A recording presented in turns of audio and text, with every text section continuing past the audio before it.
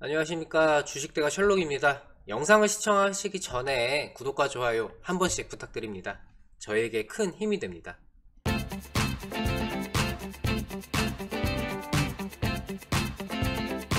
자, 7일 이제 카카오 애널리스트 대회가 열렸습니다. 이에 이제 증권사에서 이제 발빠르게 보고서들을 좀 작성하고 있는데, 일단 그 애널리스트 대회에서 어떤 내용들이 있었는지 그거를 먼저 확인을 한번 해보도록 하겠습니다. 첫 번째로 카카오 커머스인데요. 온라인화가 더딘 이 메스티지 및 럭셔리 시장을 이제 목표로 하고 있다라는 이야기가 있는데, 메스티지 같은 경우에는 쉽게 이해를 도와드리자면 이제 준 명품 정도로 좀 개념을 좀 이해하시면 될 것 같아요. 일반 브랜드와 이제 명품 사이에 있는 그 정도라고 좀 개념을 좀 이해하시면 될 것 같고, 이 카카오 커머스의 경쟁 우위는 아무래도 이제 카카오톡이라는 플랫폼을 통한 사용자 접근성이 있다. 그리고 20년 이제 올해 명품 거래 성장률이 전년 대비 100% 이상 성장을 했고, 아직까지는 뷰티의 비중이 좀 크지만 이후에 이제 패션이나 자파 쪽으로 좀 카테고리를 좀 넓혀가고 있는 그런 상황이라고 합니다. 경제력이 높은 뭐 4, 50대 중장년층의 이제 소비자 이제 침투율 자체가 좀 증가했다라는 내용도 있었고요. 카카오톡의 이제 쇼핑하기 거래액이 올해만 이제 작년 대비해서 이제 300% 증가했다고 합니다. 그리고 공동구매 서비스 이제 톡대 이제 런칭 당시 재구매 비율이 16%였는데 가장 최근에는 80%까지 증가하면서 충성 고객들도 조금씩 점차 늘어가고 있는 그런 추세이고요.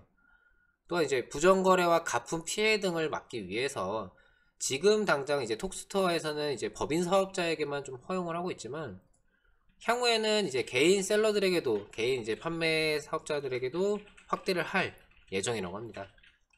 라이브 커머스 또한 이제 현재는 지금 삼성전자나 아모레퍼시픽 등 대형 브랜드와 협업을 진행을 하고 있지만, 향후에는 이제 일정 자격을 갖춘 톡스터 파트너에게도 개방을 하면서 플랫폼이라는 이제 지향성을 그대로 갖출 것이라고 하네요.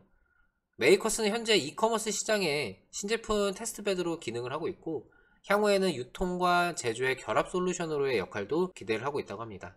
다음은 카카오페이입니다. 가입자가 3,500만 명 이상 모집되었고, 올해 이제 예상 거래액을 이제 70조 원 정도로 이제 보고 있다고 하고요.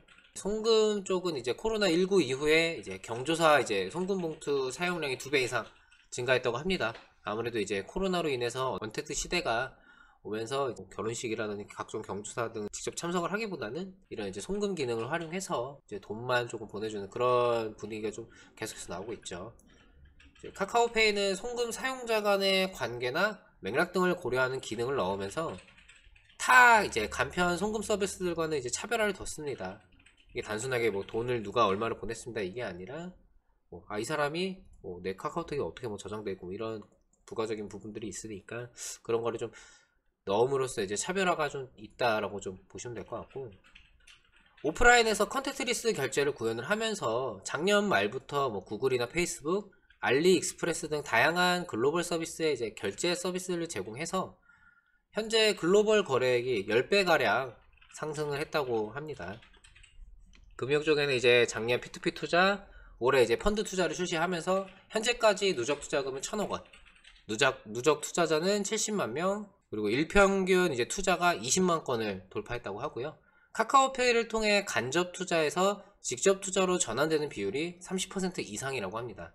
향후 추가 예정의 서비스로는 이제 교통카드 기능, 정산 기능, 가맹점 대상 비즈니스 매니지먼트 어플리케이션, 그리고 버킷리스트 등이 있는데, 정산 기능 같은 경우에는 이제 카카오페이는 뭐 더치페이를 사용할 시에 n분의 1의 금액을 확실히 뭐 받을 수 있도록 하는 서비스라고 하고, 가맹점 대상 비즈니스 매니지먼트 어플리케이션 같은 경우에는 가맹점에게 결제 내역, 매출 조회 등 매출 관리 서비스 및 고객 분석이나 마케팅 등의 툴을 제공하는 형태라고 생각을 하시면 될 것 같습니다.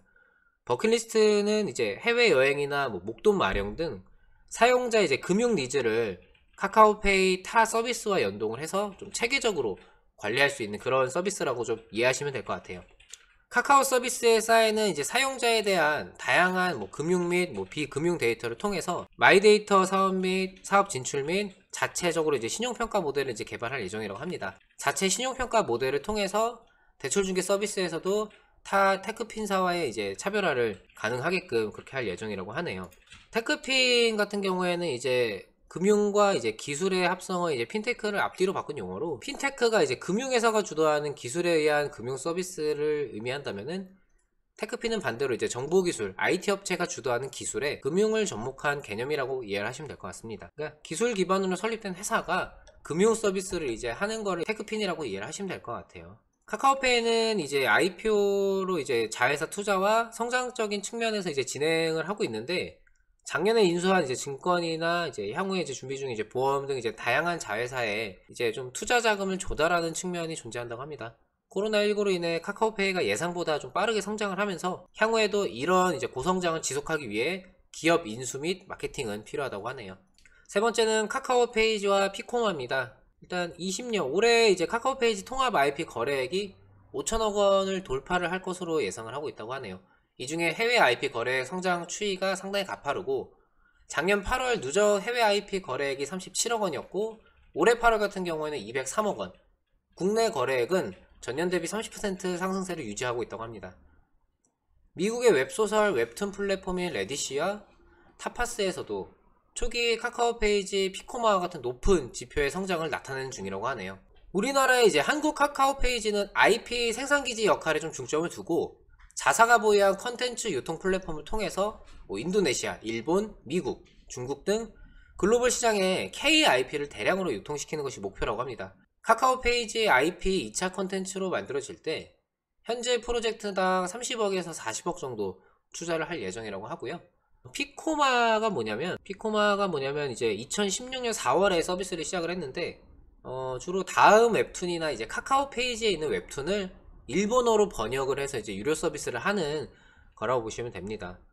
피코마가 이제 일본 현지 출판 만화의 이제 전자책 서비스도 이제 동시에 진행을 하고 있다는 점에서, 네이버의 이제 일본 쪽 이제 만화나 웹툰 서비스 앱이 이제 라인 만가와 비슷한데, 차이점이 있다면 이제 네이버 쪽에 이제 라인 만가 같은 경우에는 주력 작품이 이제 일본 현지의 출판 만화인데, 피코마 같은 경우는 이제 주력 작품이 일본의 현지의 작품이 아니라 번역이 된 한국 웹툰이라는 점에서 좀 차이가 있습니다. 라인 만가는 오직 만화에 대한 서비스만을 진행을 하고 있지만, 피코마는 만화와 동시에 소설, 전자책 서비스도 진행을 같이 하고 있고, 한국 카카오 페이지에서도 큰 인기를 얻었던 그 나 혼자만 레벨업이라는 이제 작품이 있는데, 이제 소설이 원작이고 이제 이후에 웹툰이 나온 그런 작품인데, 이게 일본 피코마에서 서비스가 되고 있고 항상 피코마 전체 랭킹에서 최상위권을 차지하고 있을 정도로 일본에서도 인기가 상당히 있다고 합니다.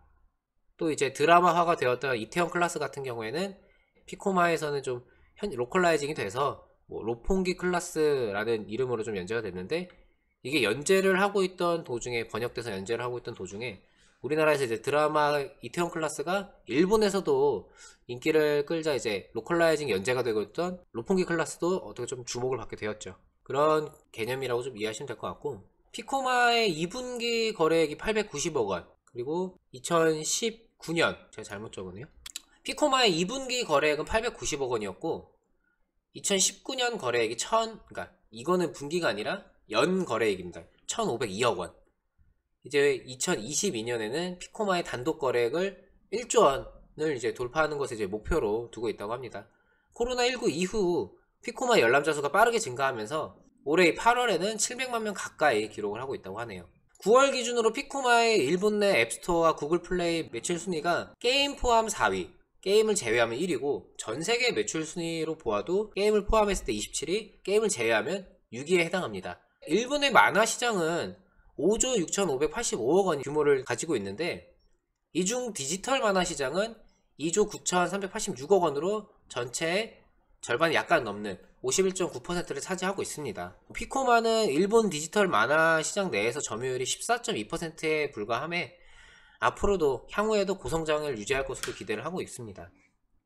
그리고 이제 이런 시장 자체가 아날로그에서 디지털로 계속해서 넘어가고 있는 만큼 디지털 만화 시장의 이제 비중 자체가 계속해서 더 커지는 걸 감안한다면은 피코마의 이제 전체적인 시장 점유율도 계속해서 고성장을 좀 기대할 수가 있겠죠. 미디어데이에서 나왔던 이야기는 한 요 정도까지 나와준 상황이고요. 카카오 페이지의 좀 3분기 실적에 대해서 간단하게 좀 전망을 하자면은, 일단은 매출액은 1조 원이 약간 넘는 1조 200억 원 정도 예상을 하고 있고, 영업이익은 1220억 원, 정도를 이제 전망을 하고 있습니다. 일단 톡비즈 쪽 매출이 전년 동기 대비해서 69% 정도 증가할 것으로 좀 예상을 하는데, 커머스와 이제 광고 두 부분 모두 이제 성장세가 이제 높아진 상황을 계속해서 유지하고 있기 때문에 뭐 신사업 매출액 같은 경우는 1420억 원으로 128% 정도 성장할 것으로 좀 예상을 하고 있는 그런 상황이고요.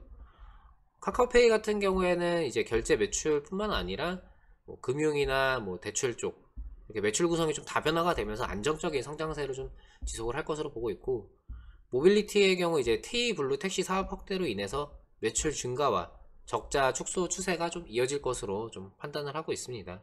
이제 카카오는 이제 4분기 매출액이나 영업이익도 뭐 전년 동기 대비해서 상당히 좀 성장을 좀 보여줄 것으로, 실적 모멘텀이 좀 유지될 것으로 좀 전망을 하고 있는데, 이제 뭐 성수기 효과가 좀 더해질 광고나 커머스 부분의 성장세는 지속될 것으로 좀 내다보고 있습니다. 하반기에 이제 카카오페이나 내년에는 이제 모빌리티 법인의 이제 흑자 전환이 이어지면서 자회사들의 이제 이익 기여가 좀 본격적으로 될 것으로 좀 전망을 하고 있는 그런 상황이고요. 하반기에 이제 카카오의 매출액 성장률은 30%대로 국내외 동종업체 중에 가장 높은 수준이 이제 전망이 됩니다.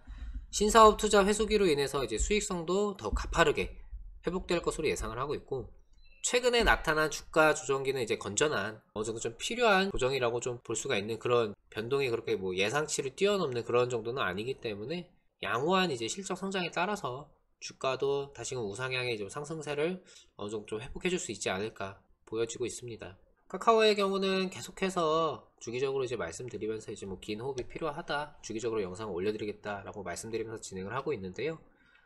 뭐 IPO 쪽이라든지 워낙에 이제 뭐 자회사들 이제 그룹사들의 IPO라든지 뭐 개별적인 이슈들 이런 것들도 굉장히 중요하기 때문에 올해 이제 코로나19로 인해서 급성장의 좀 원동력을 좀 받고 있는 그런 카카오가 앞으로 좀 어떻게 계속해서 좀 성장을 하는지 대내외적인 뭐 요인들에 대해서 계속해서 체크를 하도록 하겠고, 이에 더불어서 현재 이제 IPO 기대감으로 인한 이제 주가 고평가가 이후에 좀 적정 주가를 어느 정도로 좀 잡아가면서 움직여 주는지, 그런 부분도 계속해서 같이 살펴보도록 하겠습니다. 감사하게도 많은 분들께서 문의를 주고 계신데, 아직 본인이 주식에 대한 뭐 확실한 가치관이나 기준이 잡히지 않으셨다면 저희를 통해서 도움을 한번 받아보시기 바랍니다. 상담 문의는 해당 번호로 성함만 문자로 남겨주세요. 저희가 연락드려서 세부적인 상담 도와드리도록 하겠습니다. 오늘 영상은 여기까지입니다. 구독과 좋아요 놓치신 분들은 꼭 한 번씩 부탁드리겠습니다. 시청해주셔서 감사합니다. 고맙습니다.